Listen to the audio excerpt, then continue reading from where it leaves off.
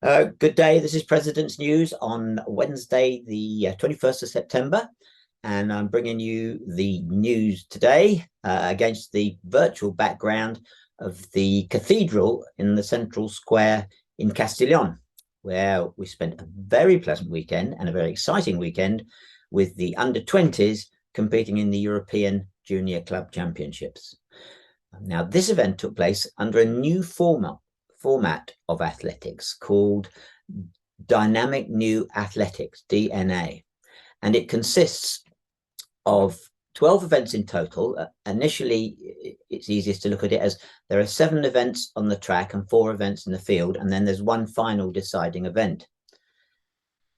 The format, I think, has been designed so that it's short. It probably doesn't take longer than 2 to 2.5 hours to complete everything. And there's only ever one event going on at the time, so the spectators can all be focused on whatever event it is. Track and field events don't take place at the same time. So the events that they selected for this competition, on the track we had the 100 meters for women, we had the 200 meters for men, then we had 100 and 110 meter hurdles for women and men respectively. We had 800 meters for women and 400-meter hurdles for men. And then there was a mixed 4x4 relay where clubs could decide what order their respective men and women ran. So those were the initial 7 track events. And in the field, there was long jump, high jump, shot put, and javelin. And the field events have a further interesting twist to them in that they don't consist of the usual format, but consist of a series of head-to-heads. So one athlete will, for instance, in the long jump against another, and whoever jumps furthest gets the points for that round. And in total, they have a few rounds until eventually they have a first, second, third, fourth, fifth, and sixth with a 6-club competition. So it's a sort of quite nail-biting. Just one go, if jump, that's it, you've lost the points. The high jump is even more complicated insofar as the jumpers have to, in secret, target themselves a height which they will go for, and then they both reveal it at the same time. And when I try and explain to anyone how it works out from then on, I just end up confusing them. So I'll leave you to look up that for yourselves. Anyway, at the end of the 7 track and the 4 field events, the club we then moved to the final event, which is called the Hunt, and it's a relay with 4 legs. There's a 600-meter leg for women, followed by a leg of 400 meters run by a man, then a 200 meters run by a woman, and finally a 800-meter leg run by a man. Now, the team that's finished top of the points from all the previous events is the scratch team, and they start off first. And the other teams start a varying distances behind them based on the number of points they were behind the lead team at the end of the other events. So if you were 20 points behind the team that was leading, you might be starting 6, 7, 10 seconds down on the scratch team, as it were. Now that means then that the team that crosses the line at the end of the final 800-meter leg is the winner of the whole competition. So it translates all that hard effort and in all the earlier events into an advantage or disadvantage, depending on how you did, and puts everything into the final hunt relay. Hunt, I suppose, because you're really chasing down the team that's top of the leaderboard at that point in time. So it is quite an exciting format. It's new and it's different.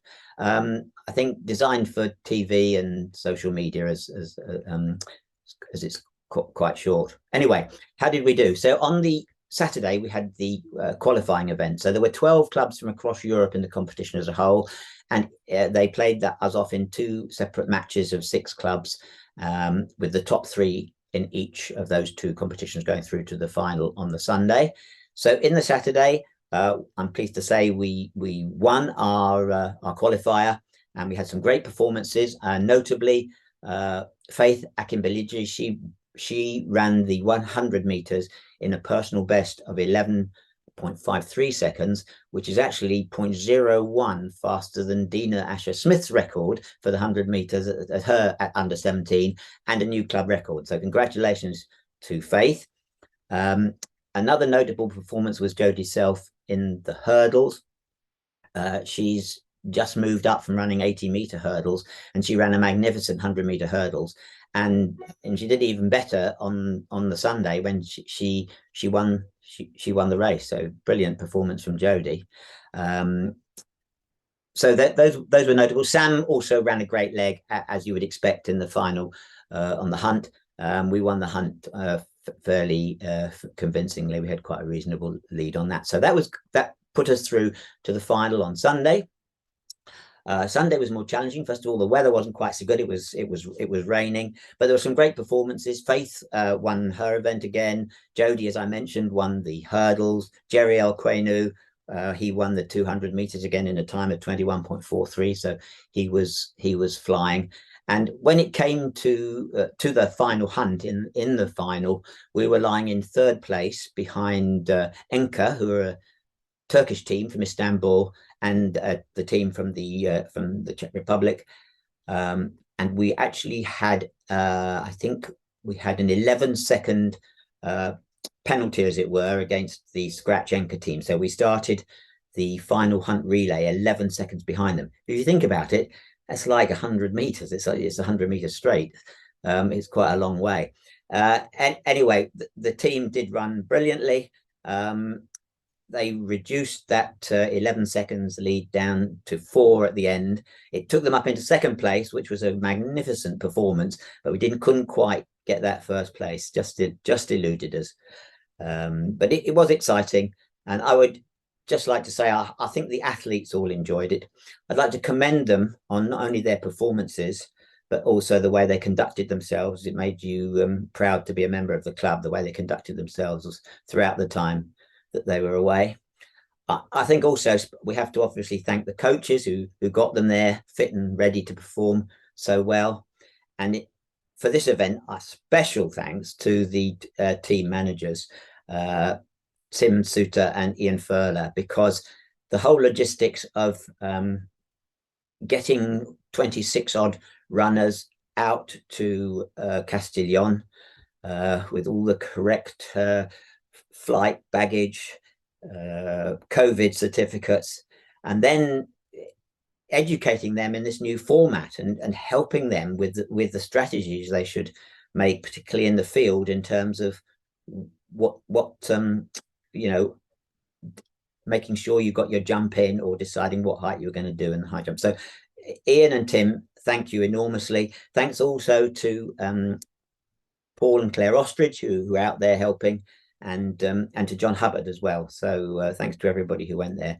It was a great weekend, and I'm just going to show you a few clips from it now, just to give you a little bit of a feel of what it was like, and then I'll carry on with the rest of the news.